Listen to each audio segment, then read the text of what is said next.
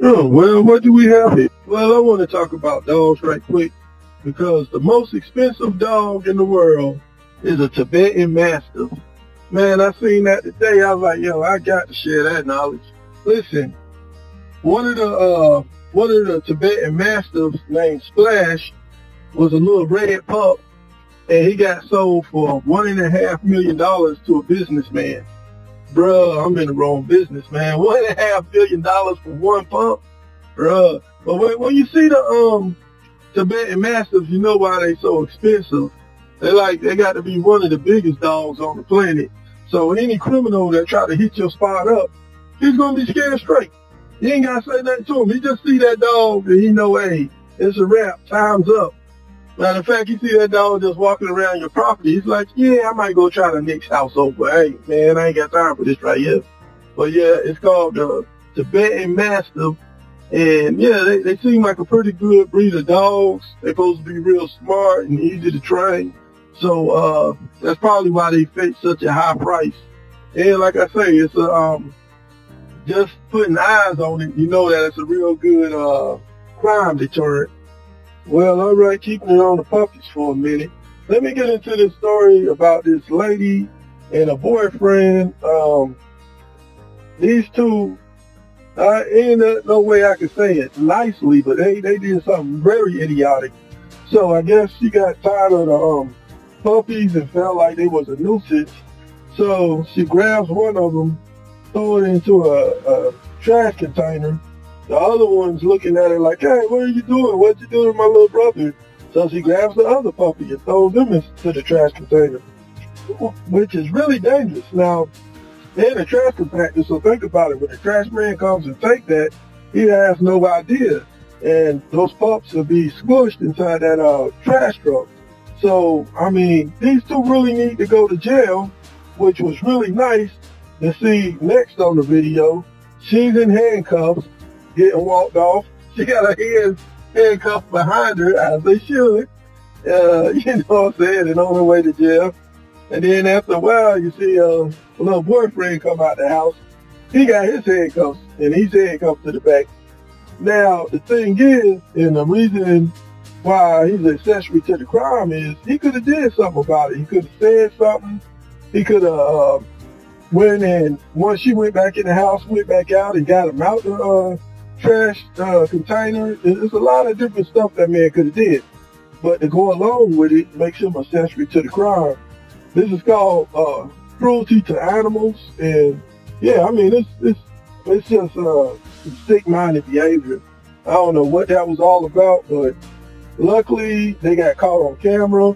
Surveillance camera caught them. They end up going to jail. They won't have matching cells, I don't believe, but at least they still together in jail. Either way, they can write each other letters, I guess. Yeah, so couldn't happen to two worse people. Well, I seen a real good interview today. It was Tucker Carlson, and he was doing an interview with the president of El Salvador. And it's been a story that has been in the news for a while about how the people in El Salvador got tired of the gangs and all the violence and the real high crime, and they wanted to get rid of all that. So they started locking all those gang members up. And it's something I was saying for a while now that, you know what I'm saying, when you don't back the cops and you have a lot of high crime, it tears down the community and it tears down whatever cities that's going on in. So sooner or later, the people themselves going to be like, yo, this is ridiculous, man. I just had enough. We're going to have to do something. And that's how that president got elected. He was a tough on crime president. And something that he said that really resonated with me was the fact that it's not getting reported over here in the U.S. and he doesn't know why, but the fact that a lot of those gang members was like having tattoos of satanic stuff, like 666 on their foreheads, and you know, the upside down crosses, all the different satanic symbols. And not only that, they said that they was finding like altars and stuff where they was doing sacrifices and doing like devil worship and all types of satanic stuff. And the president said the only way they could get rid of that is that, you know, they got to start getting people back in church and getting back to God, you know what I'm saying, and get away from all that demonic worship type stuff. But obviously, whatever he did worked. They locked those guys up. The crime rate went plummeted down. I mean, over there right now, the crime rate ain't nowhere near what it was. And like, that's one of the safest spots in South America right now. And that's what it took. A guy that was tough on crime and like, hey, listen, we gave y'all people too many chances, but y'all keep on with all this. And, you know, yeah, I described some of the crimes. I don't want to get too graphic, but you know what I'm saying.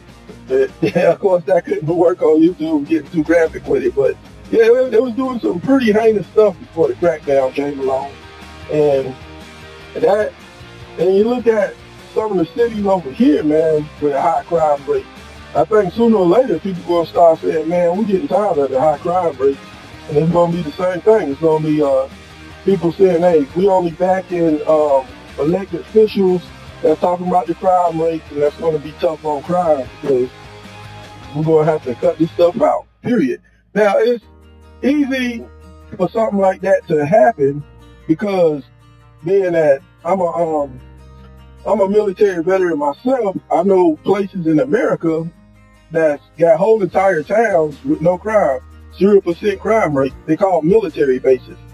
The military, they don't play that. All that second and third chance and getting a little tap on the hand and let you back out. Yo, when you go in the military, they like, hey, you a grown man or you a grown woman. We ain't got time to play with you like that. And as a result of it, you don't see that on our military bases. And when I say military base, anybody that's been in the military know you go on base, and the base is basically a big behind town. We got McDonald's, we got all the different restaurants, we got stores, hospitals. The base is set up so basically, like, if anything go on, we can close those gates and be a town to ourselves if we had to, if there ever was a lockdown. And so, therefore, we got every job and every type of thing on there to be self-sufficient, and we're a town within itself. And if you could go on there and have a 0% crime rate, what's wrong with other places being the same? You know what I'm saying? It's just common sense. People only can get away with what you let them get away with. And, I mean, you just look at some of the cities where it's getting outrageous here. And I'm saying, sooner or later, people going to be like, okay, this is just getting out of hand. This is ridiculous. But before it get to that level where the people get so upset like that, we could start, you know what I'm saying, right now. Just easing into, hey man, listen, let's start getting a little tougher on crime. You know what I'm saying? So it never even has to go to that. Just a thought, just putting that out there. But yeah, that's what happened over in El Salvador.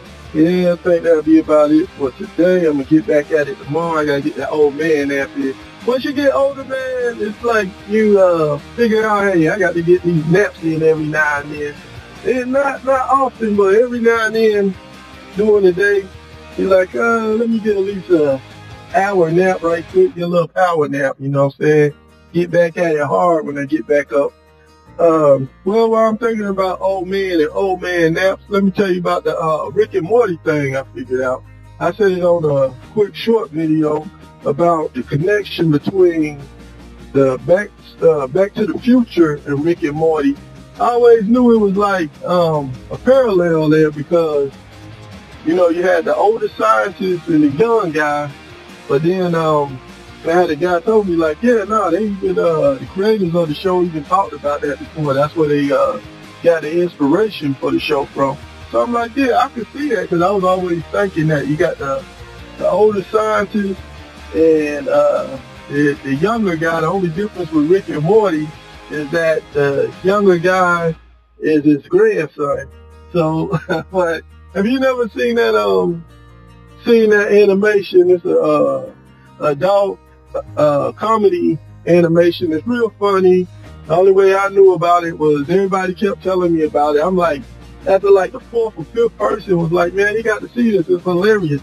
I'm like, man, let me check it out, see what they talking about. But yeah, it's pretty fair. So before I get out of here, let me say, remember to hit that like button. That keeps it where I can keep the numbers up and keep bringing content to you. Because if I don't have the numbers, there ain't no reason to do it. You know how I go, man. Yeah, so it's been one, man. I'll get back at y'all tomorrow. And these news, as far as doing all like the news articles and stuff, you know, the news cycle goes by so fast. So that's why I try to do a lot of shorts also to try to keep up with that. So check out the shorts. Also, I got the motivation and inspirational stuff. All right, with that, see y'all next time. Peace.